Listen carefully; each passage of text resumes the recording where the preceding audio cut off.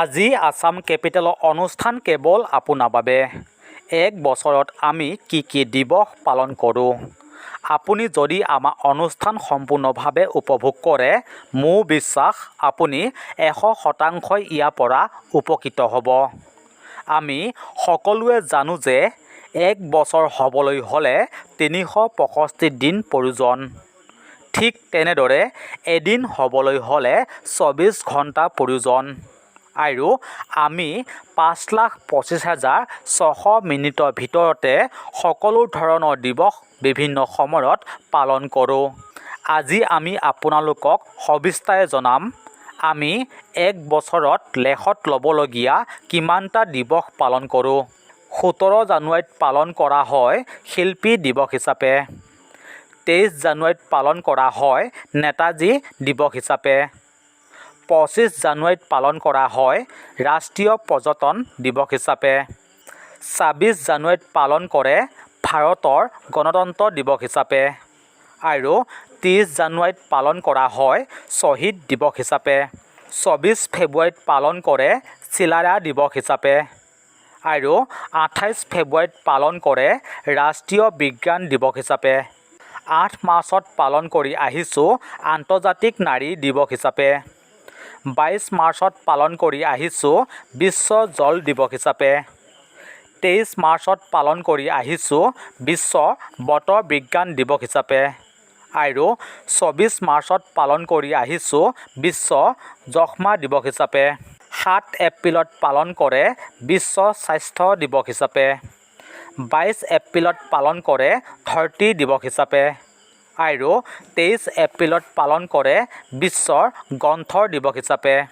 মে' মাহৰ 1 তাৰিখত পালন কৰোঁ আন্তৰ্জাতিক শ্ৰমিক দিৱস হিচাপে। মে' মাহৰ 8 তাৰিখত পালন কৰোঁ ৰেড ক্ৰছ দিৱস হিচাপে। মে' মাহৰ 13 তাৰিখত পালন কৰোঁ ৰাষ্ট্ৰীয় সংহতি দিৱস হিচাপে। আৰু মে' মাহৰ 31 তাৰিখত পালন কৰোঁ বিশ্ব ধূমপান বিৰোধী দিৱস হিচাপে। 4 জুনত আন্তৰ্জাতিক শিশু নিৰ্যাতন বিৰোধী দিৱস হিচাপে পালন কৰে। আমি 20 জুন তাৰিখত ৰাভা দিৱস হিচাপে পালন কৰোঁ। আৰু 21 জুন তাৰিখত আমি আন্তৰ্জাতিক যোগ দিৱস হিচাপে পালন কৰোঁ। 1 জুলাইত আমি পালন কৰোঁ চিকিৎসক দিৱস হিচাপে। 11 জুলাইত পালন কৰোঁ বিশ্ব জনসংখ্যা দিৱস হিচাপে। 14 জুলাইত আমি পালন কৰোঁ সততাৰ দিৱস হিচাপে। আৰু 20 জুলাইত পালন কৰোঁ পঢ়ুৱৈ দিৱস হিচাপে। আমি 15 আগষ্টত পালন কৰোঁ ভাৰত স্বাধীনতা দিৱস হিচাপে। আৰু আমি 29 আগষ্টত পালন কৰোঁ ৰাষ্ট্ৰীয় ক্ৰীড়া দিৱস হিচাপে। আমি 5 ছেপ্টেম্বৰত পালন কৰোঁ শিক্ষক দিৱস হিচাপে। আমি 8 ছেপ্টেম্বৰত পালন কৰোঁ আন্তৰ্জাতিক সাক্ষৰতা দিৱস হিচাপে। 14 ছেপ্টেম্বৰত পালন কৰোঁ হিন্দী দিৱস হিচাপে। 22 ছেপ্টেম্বৰত পালন কৰোঁ বিশ্বৰ গড় দিৱস হিচাপে। আৰু আমি 27 ছেপ্টেম্বৰত পালন কৰোঁ বিশ্বৰ পৰ্যটন দিৱস হিচাপে। আমি 2 অক্টোবৰত পালন কৰোঁ গান্ধী জয়ন্তী দিৱস হিচাপে।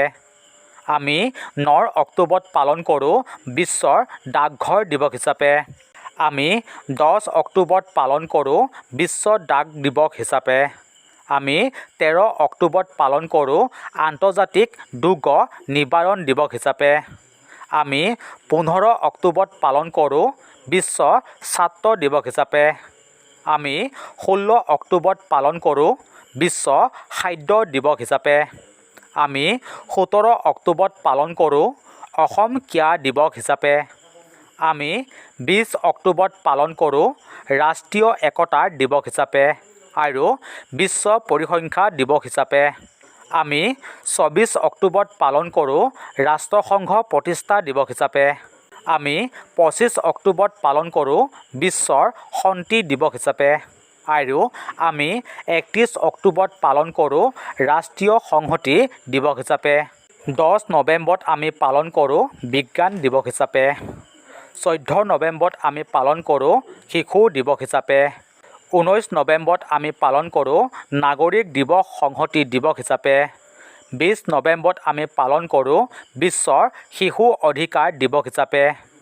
21 নৱেম্বৰত আমি পালন কৰোঁ বিশ্ব টেলিভিছন দিৱস হিচাপে আৰু 24 নৱেম্বৰত আমি পালন কৰোঁ লাচিত দিৱস হিচাপে 1 ডিচেম্বৰত পালন কৰোঁ বিশ্ব এইডছ দিৱস হিচাপে আমি 2 ডিচেম্বৰত পালন কৰোঁ চুকাফা দিৱস হিচাপে আমি 3 ডিচেম্বৰত পালন কৰোঁ বিশ্ব প্ৰতিবন্ধী দিৱস হিচাপে আমি 4 ডিচেম্বৰত পালন কৰোঁ নৌ সেনা দিৱস হিচাপে 5 ডিচেম্বৰত পালন কৰোঁ আন্তৰ্জাতিক স্বেচ্ছাসেৱী দিৱস হিচাপে 9 ডিচেম্বৰত পালন কৰোঁ আন্তৰ্জাতিক দুৰ্নীতি নিবাৰণ দিৱস হিচাপে 10 ডিচেম্বৰত আমি পালন কৰোঁ মানৱ অধিকাৰ দিৱস হিচাপে 22 ডিচেম্বৰত আমি পালন কৰোঁ ৰাষ্ট্ৰীয় গণিত দিৱস হিচাপে আৰু 23 ডিচেম্বৰত আমি পালন কৰোঁ কৃষক দিৱস হিচাপে বিভিন্ন শিতানৰ পৰা আসাম কেপিটেলে সংগ্ৰহ কৰি আপোনালোকৰ মাজত উপস্থাপন কৰিলোঁ আৰু ইমান সময় আপোনালোকে আমাৰ অনুষ্ঠান উপভোগ কৰাৰ বাবে